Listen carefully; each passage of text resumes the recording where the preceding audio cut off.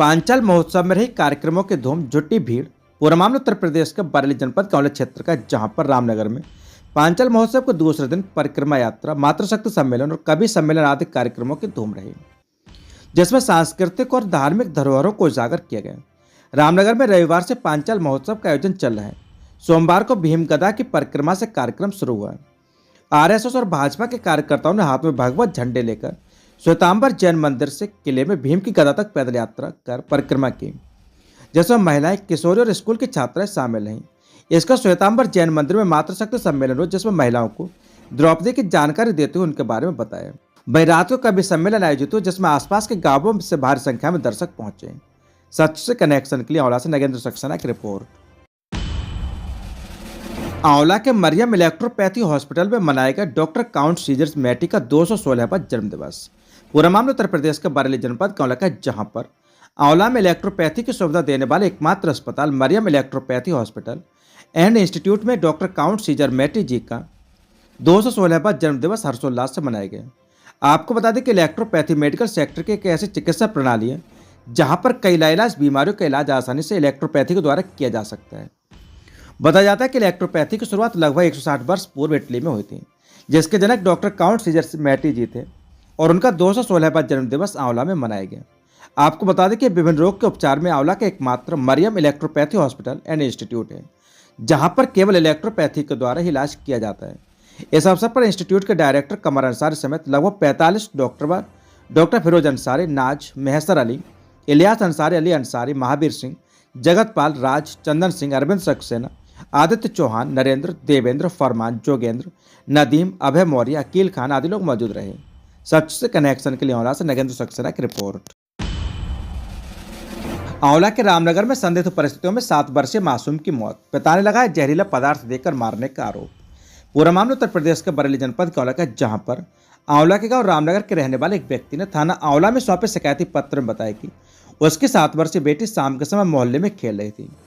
तभी मोहल्ले की एक लड़की पर उन्होंने जहरीला पदार्थ देने का आरोप लगाया। उसने आरोप लगाते हुए बताया कि उसकी बेटी ने अपनी दादी को बताया था कि मोहल्ले की ही लड़की ने उसे कुछ खिलाया था, जिससे उसे कड़वा लग रहा है। उसने भागकर देखा तो वह लड़की जा रही थी। आवाज देने पर वापस नहीं आई और बोली कि तुम्हारी बेटी अब नहीं बचेगी। जब ये लोग अपनी बेटी को लेकर अस्पताल गए तो वहां उसके मुंह से झाग निकल रहे थे। डॉक्टर ने उसे मृत घोषित कर दिया। उसने आवश्यक व कड़ी कानूनी कार्रवाई की मांग की है। सच से कनेक्शन के लिए आंवला से नगेंद्र सक्सेना की रिपोर्ट।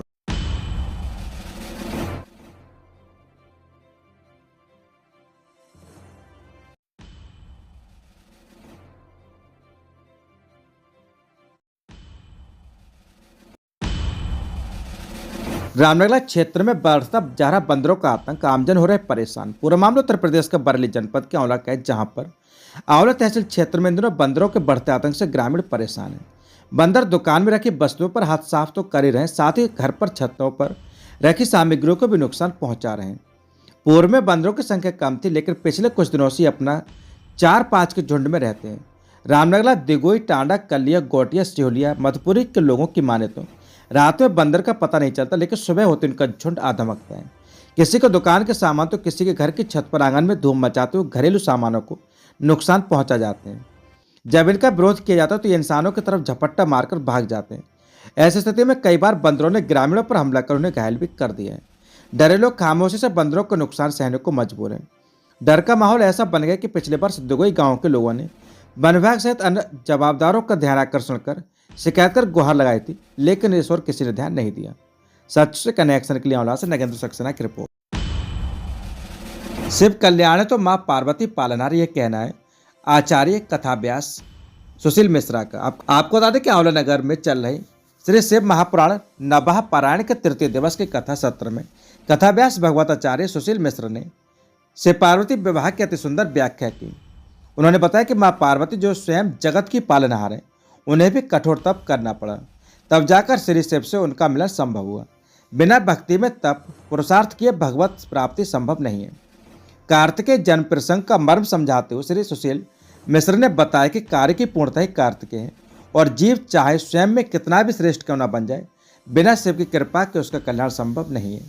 सच से कनेक्शन के लिए आंवला से नगेंद्र सक्सेना की रिपोर्ट।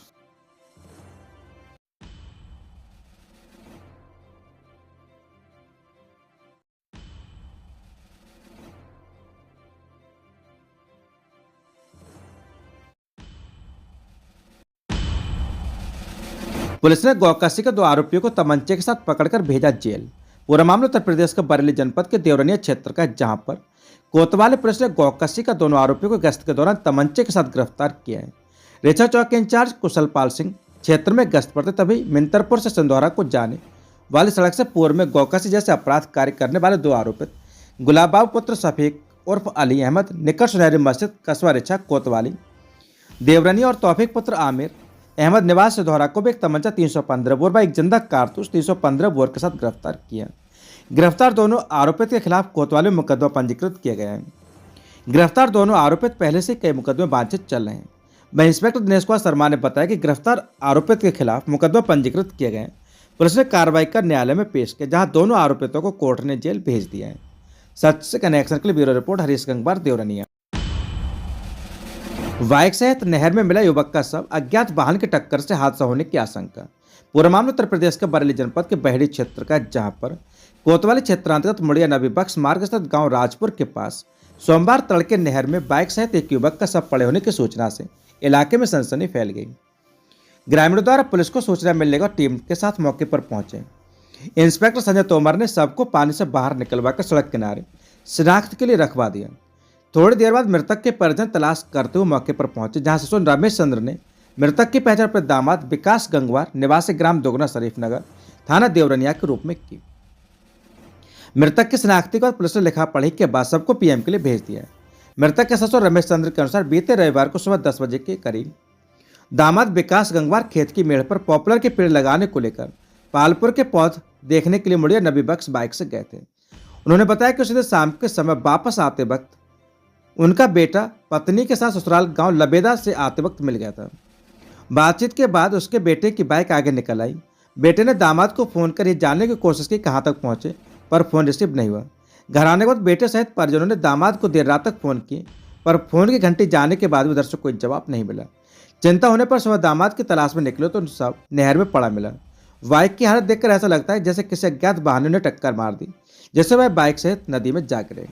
इंस्पेक्टर संजय तोमर ने बताया कि सबको पोस्टमार्टम के लिए भेज दिए गए। रिपोर्ट आने के बाद आगे की कार्रवाई की जाएगी। सच से कनेक्शन के लिए ब्यूरो रिपोर्ट हरीश गंगवार देवरनिया।